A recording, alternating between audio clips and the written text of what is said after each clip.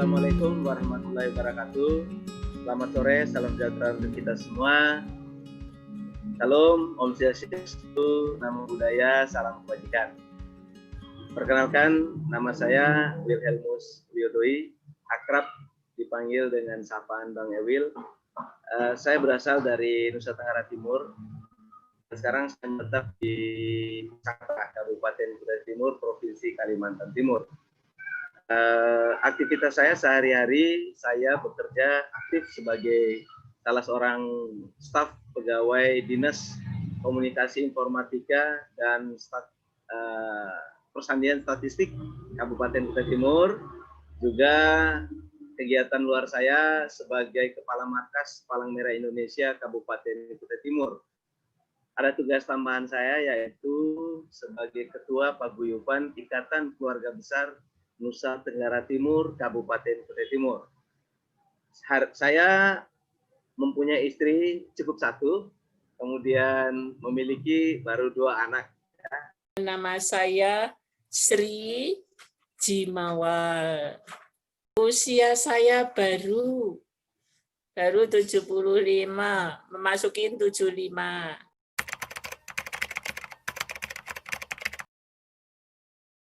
Dulunya memang saya berkeinginan untuk menjadi suster. Tapi kondisi saya yang tidak mengizinkan, saya sering sakit. Sehingga saya tidak diperkenankan untuk masuk biara. Padahal di biara itu bagi saya senang karena di sana kan memang dibutuhkan orang yang mau bekerja keras, tidak memikirkan rumah tangga, tidak memikirkan anak, tidak memikirkan suami. Karena di sana janjinya itu kalau hidup di biara itu wadat, miskin, dan penurut. Penurut artinya kita dipindah kemana saja mau. Wadat itu memang tidak menikah. Miskin memang gitu. Kita tujuannya untuk kemiskinan. Kita bekerja tidak digaji. Tapi kalau kita punya keperluan apa-apa, kita minta. Itu.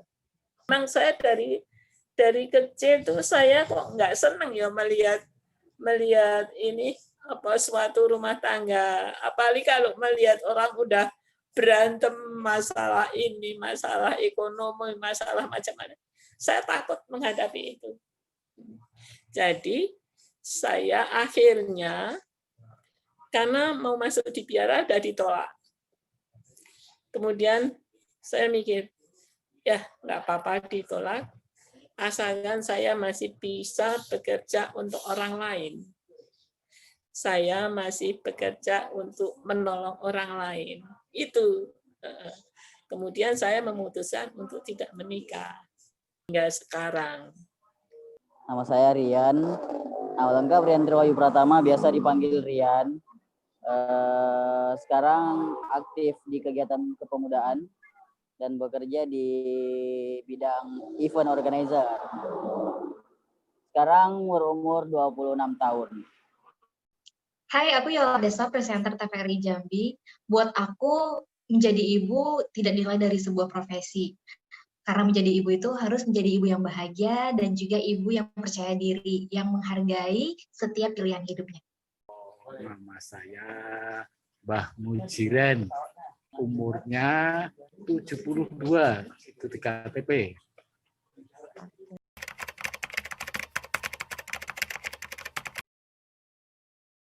Sampai saya bingung kalau orang bisa berkata cinta itu yang apa, yang seperti apa. Mbah bingung.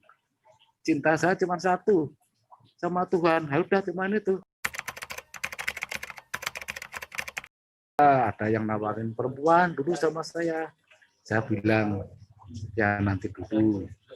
Saya tak ngomong sama bapak sama ibu dulu. Kalau ini ada perempuan yang dia anak soleh, anak solihah, gitu ya dah saya gitu. Kita tak ngomong dulu sama ayah sama ibu, saya gitu. Nggak taunya saya butuh ngomong, besoknya ayah saya sakit. Setelah itu ibu saya sakit. Wah, jangan-jangan ini takut kalau saya tinggal kawin ya gitu. Ya udah, saya aja. Itu sekitar saya umur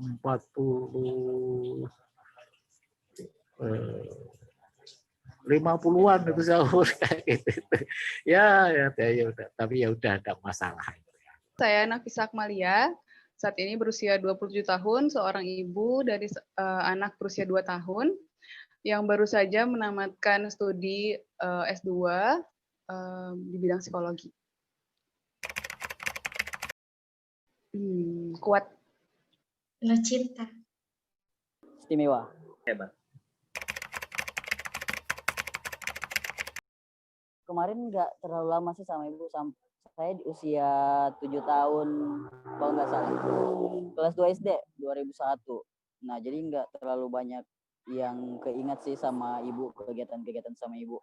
Tapi yang paling melekat sih waktu seringnya dan intens gitu di depan rumah ngobrol tiap sore kayak gitu.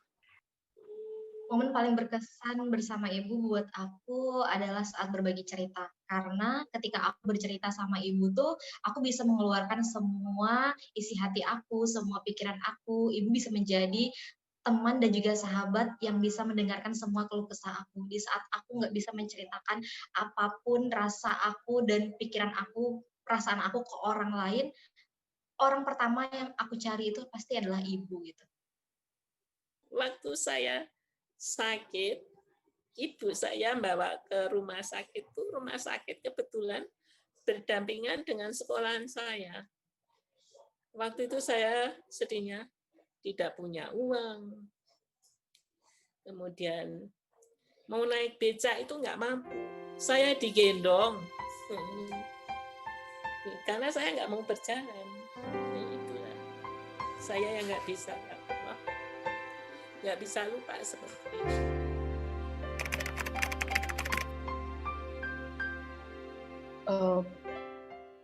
Persepsiku waktu pas itu beda dari sebelum menikah, sebelum hamil, sebelum punya anak, itu tuh pokoknya beda. Karena dulu misalnya mikir, oh ya ibu ya teman kita ngobrol, teman kita berselisih paham juga kadang, yang mau mengkritik kita, mau memuji kita setinggi-tingginya, mengkritik sejatuh-jatuhnya itu ya ibu sih. Dan kadang kita, waktu dulu sebelum nikah aku mikir, sebelum punya anak, kadang itu pikir, kenapa ya ibuku itu kalau mengkritik sebegininya, tapi kalau muji itu juga tinggi-tinggi banget gitu. Kayak aku tuh ya yang paling gitu. Padahal ya ternyata setelah punya anak, ya memang gitu. Dan pengorbanannya yang aku masih baru 2 tahun punya anak aja tuh udah gini ya gitu. Ditambah lagi pasti zaman aku dulu itu aku lahirnya prematur, alergi banyak susu gitu. Beratku nggak naik-naik. Nah, apa yang dialamin mamaku saat itu aku nggak kebayang sih. Tapi ya persepsiku tentang ibu itu ya tadi memuji setinggi-tingginya, mengkritik sejatuh-jatuhnya, tapi ya di atas itu semua mereka sayang banget sih sama aku gitu. Beliau pasti sayang sama anak-anaknya. Dan persepsi yang awalnya menurutku hanya segitu gitu, berubah ketika punya anak. Dan itu kayak dulunya mungkin aku lebih sering berselisih paham misalnya. Ketika punya anak kayak banyak pemakluman. Kayak oh iya, oh mama tuh ngasih tahu ini ya supaya begini gitu. Karena orang tua juga punya ekspektasi masing-masing kan buat anaknya, begitu pula aku sekarang gitu. Kalau makna ibu untuk saya sih Kak, segalanya sih. Karena emang benar-benar terasa kalau nggak punya ibu, sentuhan perempuan di rumah memang nggak ada. Jadi semuanya serba terbengkalai, baik itu urusan rumah tangga, sekolah, dan segala macamnya, kayaknya memang perlu adanya sentuhan ibu. Karena ya bagaimanapun caranya sampai di 19 tahun sekarang tanpa ibu, ya walaupun ayah nutupin tugas ibu dari tahun 2001 itu, tapi kurang sih. Memang di tiap rumah atau keluarga itu kayaknya sih, memang harus ada ibu sih. Penting banget ada ibu.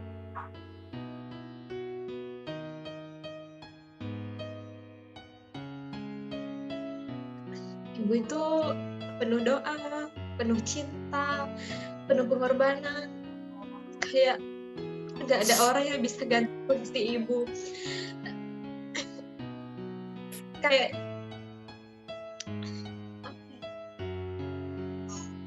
susah untuk diungkapkan kata-kata. Aduh. Kerja keras. Pelajaran yang bisa saya ambil dari kedua perempuan hebat ini adalah keikhlasan.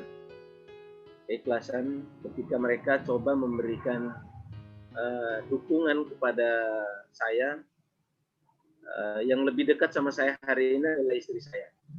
Istri saya sangat ikhlas, dan yang paling penting adalah tanda kutip beliau sangat percaya dengan saya, sehingga apa yang saya lakukan, apa yang saya buat, saya merasa nyaman saja karena saya menjaga kepercayaan dan motivasi yang istri saya beri kepada saya. Ya kalau diberi kesempatan buat ngomong sih, karena kan kalau kita cowok biasanya gengsi kan Kak. Gengsi ngobrol kayak gitu sama ayah sama ibu. Nah tapi kalau di kesempatan ini mungkin dikasih kesempatan buat ngomong, paling ya terima kasih banyak, suatu kehormatan bisa lahir di keluarga yang mungkin ya sederhana, tapi hangatnya rumah itu bisa kita rasain sampai sekarang. Dan terima kasih banyak sudah menjadi ibu, sudah jadi ayah sekaligus ibu, ngurusin dari kecil sampai sekarang, yang memang agak ngurusin anak itu. Nah ini seorang ayah ngurusin anak, bahkan 5 anaknya diurusin sampai sekarang, sampai semuanya udah besar, ada yang udah berkeluarga.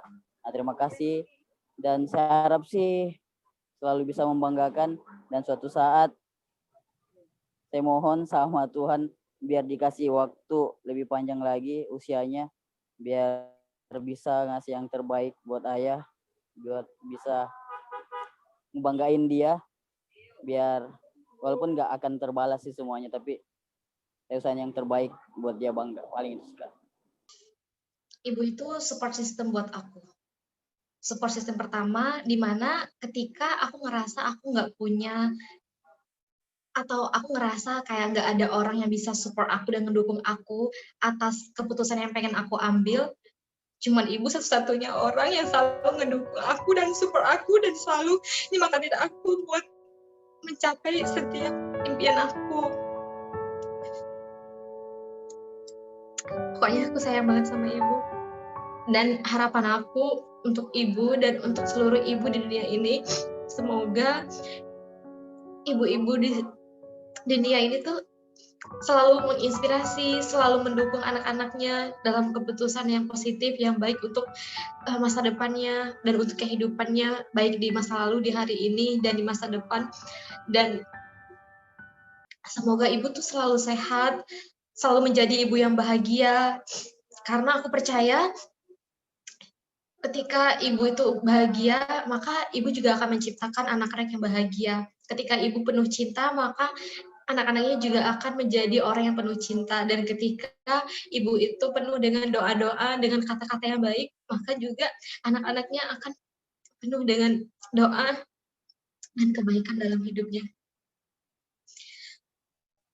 Allahumma firli wali walidaya warhamhuma kama rabbayani shaghira. Maaf ya Pak ya, kalau kita tentang itu saya seperti ini.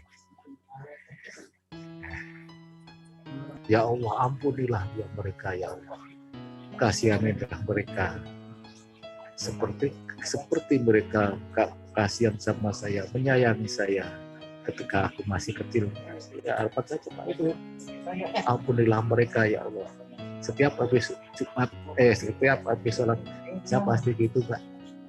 Karena saya tahu ibu saya nggak sholat, ayah saya tak sholat, tapi dia karena dia adalah ya terus terang Mbak, jadi saya kan dari keluarga yang tak mampu Mbak, sehingga ya mereka bekerja. Kalau seandainya nih Mbak ya, kalau seandainya ya besok saya mati, saya masuk surga, umpamanya loh ini Mbak, kalau ibu saya, nenek saya ada masuk surga, masukkanlah saya di dalam neraka ya Allah. Saya ada yakin tuh Mbak. Maaf ya Mbak, saya hanya bicara sama ibu sama nenek ya gini nih Mbak. Harapannya pasti semoga sehat selalu, semoga tetap kuat. Maaf kalau kata maaf itu kayaknya nggak akan cukup ya. Selama aku hidup ini pasti banyak banget yang udah dilakuin, baik buruknya. Kayaknya banyak buruknya deh buat mamaku. Semoga mama sehat selalu, semakin dikuatkan menghadapi anak-anaknya, nambah cucu juga sekarang.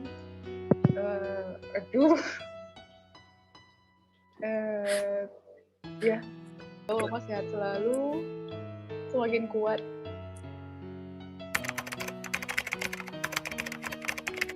Untuk ibuku kuat menghadapi penyakit, kuat menghadapi kondisi hidup, dan yang terlihat, yang selalu dilihatin ke anak-anak tuh senyum, nggak ada masalah apa-apa, dan ternyata di aku besar aku tahu, oh ternyata masalahnya seperti ini. Dan kalau aku dari pengalamanku sebagai ibu, menjadi ibu terkuat di zaman sekarang, kuat menghadapi mom shaming, baby shaming, kuat menghadapi baby blues, kuat menghadapi komentar-komentar orang lah tentang pengasuhan kita, tentang anak. Ya meskipun kadang pasti ada malam-malamnya kita nangis kepikiran, oh anakku kok dibilang begini ya, dibilang begitu, atau aku kok dibilang pengasuhanku begini dan begitu, tapi ya itu the things that we can do is to be stronger day by day. Selamat Hari Ibu. Selamat Hari Ibu. Selamat Hari Raya Ibu. Selamat Hari Ibu. Selamat Hari Ibu. Selamat Hari Ibu. Semoga kita semua semakin kuat, menjadi ibu dan calon ibu yang semakin kuat dan semakin memperbaiki diri. Yang terpenting adalah kita semua berproses, tidak peduli apapun komentar orang. Kita adalah kita punya track sendiri, dan tujuan kita sama. Semua ibu pasti punya tujuan yang sama, ingin menjadi ibu yang baik untuk anaknya dan juga keluarganya. Terima kasih, suatu kehormatan bisa lahir dari rahimnya Ibu, dan doakan kami di sana, dan kami juga nggak hentinya doain Ibu di sana dimanapun berada. Ya, kami ingin banggakan orang tua, banggakan Ibu, dan ya terima kasih lah. Terima kasih banyak Bu, terima kasih banyak, henti-hentinya kami terima kasih banyak. Semoga semua para ibu dan perempuan-perempuan hebat di negeri kita selalu diberikan kekuatan dan kesehatan dari Tuhan Yang Maha Esa, supaya dalam keseharian dan aktivitasnya, terutama bagi ibu-ibu yang mengalami sedikit ketinggalan dengan ibu-ibu yang lain, baik dari segi fisik, kesehatan, dan ekonomi, harapannya bisa dibantu, dan ada orang yang mau merelakan hati untuk membantu para ibu-ibu, karena tanpa ibu kita sadar bahwa kita tidak akan seperti hari ini. Dan sekali lagi selamat Hari Ibu, sukses buat semua perempuan hebat yang ada di negeri kita.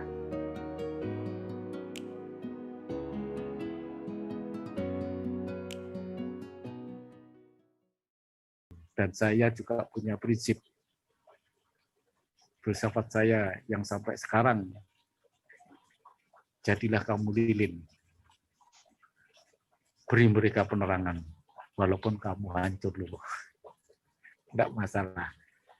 Kembali lagi kepada wama khalaqtul jinna wal insa illa liya'budun. Aku ciptakan jin dan manusia tiada kecuali lain untuk ibadah. 1. 2. Inna sholati wa nusuki wa mahyaya wa mamati lillahi rabbil alamin. Nah, itu sih kayak gitu. Jika suka sastra juga. Kalau situ saya ambilkan sastra ya, punyanya Bisri itu ya, tak bacain dikit. Ya, yang saya masih ingat, aku mendengar suara dari hewan terluka. Ada burung kecil jatuh dari sarangnya. Orang-orang harus dibangunkan. Orang-orang harus jadi saksi. Saya malah nggak mikir nanti kalau tidak punya anak, kemudian saya hidupnya masa tua bagaimana, siapa yang mengurusi, siapa yang akan ngurus saya di hari tua, itu saya nggak ada pikiran ke situ. Adanya yang penting saya bekerja untuk membantu orang lain, terutama untuk keluarga saya. Kalau aku boleh berpesan buat diri aku sendiri dan juga buat teman-teman perempuan di luar sana yang belum menikah, menjadi ibu itu bukanlah hal yang mudah, bukanlah hal yang ringan, tapi semua kehidupan kita, semua setiap perjalanan kita, baik kita menjadi perempuan dan menjadi seorang ibu itu akan mudah dengan satu hal. Menurut aku, hanya ada satu kuncinya, yaitu dengan ilmu. Kalau kita punya ilmu, apapun yang kita lakukan di dunia ini, apapun yang pengen kita capai, apapun yang pengen kita raih, ataupun kesalahan yang pernah kita lakukan, kita mau perbaiki, itu hanya dengan ilmu. Karena kalau misalnya kita nggak punya ilmu, kita nggak tahu kita mau arahnya jalannya kemana gitu. Kita kayak berada di jalan buntu, tapi ketika kita punya ilmunya, maka hal yang mudah itu pasti akan terasa hal yang sulit itu pasti bakal terasa lebih ringan, lebih mudah untuk dijalani gitu. Dan intinya untuk aku, untuk teman-teman sesama perempuan dan calon ibu, terus belajar, terus baca buku, terus banyak mendengarkan, banyak melihat, dan banyak belajar dari orang-orang yang terlebih dahulu menjadi ibu.